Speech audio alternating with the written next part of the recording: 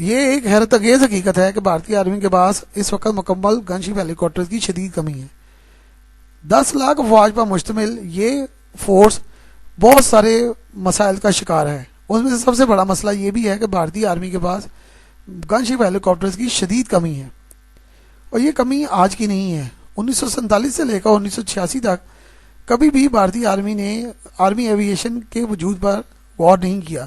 اور army aviation کا وجود ایسے تھا کہ چند ہیلی کاپٹرز اور طیارے موجود تھے جو استعمال کیے جاتے تھے.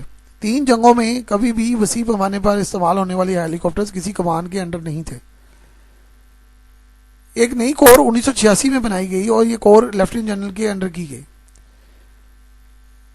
روس نے انڈیا کو MI-24 گن شپ ہیلی کاپٹرز فراہم کیے تھے جو صرف 17 کی تعداد میں تھے اور ان کو صرف سری لنکا کے خلاف ہی استعمال کیا گیا جب انڈیا کو سری لنکا میں مداخلت کے بعد شدید مخالفت کا سامنا کرنا پڑا اور بہت زیادہ مار دار کی وجہ سے سری لنکا میں یہ ہیلی کاپٹر بھیجے گئے. لیکن مزیدار حقیقت یہ ہے کہ انڈیا نے کبھی بھی 3 جنگوں میں وسیع پیمانے پر ہیلی کاپٹر استعمال نہیں کیے. ٹرانسپورٹ اور فوج کی نقل و حمل کے لیے محدود پیمانے پر ہیلی کاپٹر استعمال کیے جاتے رہے. صومالیہ میں بھی بھارتی فوج کو وسیع پیمانے پر ہیلی کاپٹر کی ضرورت پیش آئی. اس کے بعد یہ فیصلہ کیا گیا کہ وسیع پیمانے پر ٹرانسپورٹ ہیلی کاپٹر خریدے جائیں لیکن گن شپ ہیلی کاپٹر پر پھر بھی توجہ نہیں دی گئی. کارگل کی جنگ میں بھی ٹرانسپورٹ ہیلی کاپٹر ہی استعمال کیے گئے. اب پچھلے چند سالوں سے انڈین آرمی کو یہ محسوس ہوا کہ گن شپ ہیلی کاپٹرز بہت اہم ہیں اور ان کی ضرورت بھارتی آرمی کو بہت زیادہ ہے. اسی لیے فوری طور پر امریکہ سے رجوع کیا گیا اور ان سے اپاچی ہیلی کاپٹر خریدنے کا پروگرام بنایا گیا کیونکہ انڈیا میں تیار ہونے والے چیتک ہیلی کاپٹر مکمل طور پر ناکام ہو چکے ہیں. ایسے صرف 4 ہیلی کاپٹر بنائے جا چکے ہیں اور 2010 سے ان کی پروازیں شروع ہیں لیکن ابھی تک اس کی سیریز پروڈکشن شروع نہیں کی جا سکی کیونکہ یہ ہیلی کاپٹر شدید مسائل کا شکار ہے اور اس پر کئی ارب روپے لگ چکے ہیں. ردرا ہیلی کاپٹر اٹیک ہیلی کاپٹر نہیں ہے لیکن اس کو پھر بھی اٹیک ہیلی کاپٹرز کی طرح بنایا جا رہا ہے اور اس کی اٹیک ورژن 10 ہیلی کاپٹرز انڈین آرمی کے حوالے بھی کیے جا چکے ہیں. اسی ہیلی کاپٹر کو آگے چل کر جدید بنانے کا پروگرام بھی بنایا گیا ہے لیکن اس پروگرام میں ابھی بھی دیر ہے.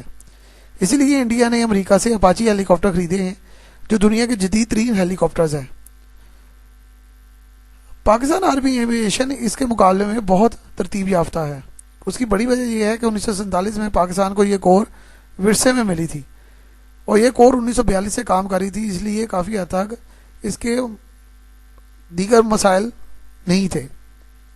شروع میں اس کور کو پاک فضائیہ کا حصہ بنایا گیا لیکن 1958 میں اسے علیحدہ کر پاک آرمی کے سپرد کر دیا گیا. پاک آرمی نے اس کو اچھی طریقے سے چلانا شروع کر دیا اور پاک آرمی کا ایویشن اسکول 1959 میں قائم کیا گیا. اس کور کو 1970 میں جدید ہیلی کاپٹر دیے گئے. اس کے علاوہ لڑاکا ہیلی کاپٹر بھی شامل کیے گئے جس سے یہ ایک جنگی فورس بن گئی اور جس نے بلوچستان میں اپرائزنگ کو دبانے میں بہت اہم کردار ادا کیا. پاک آرمی کے اس ونگ کو بہت کامیابیاں نصیب ہوئیں اور اس ونگ کی بہت قابل قدر خدمات پاکستان آرمی کے لیے ہیں.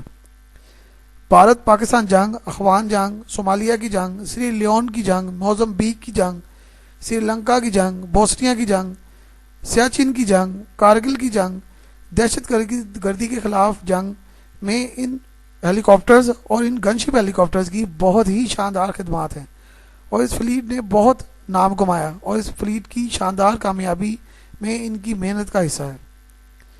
2005 میں پاکستان میں شدید زلزلہ آیا اور کشمیر مکمل طور پر تباہ ہو گیا. کشمیر میں امداد کی فراہمی اور بحالی کے لیے ان ہیلی کاپٹرز نے بہت ہی شاندار خدمات سر انجام دی.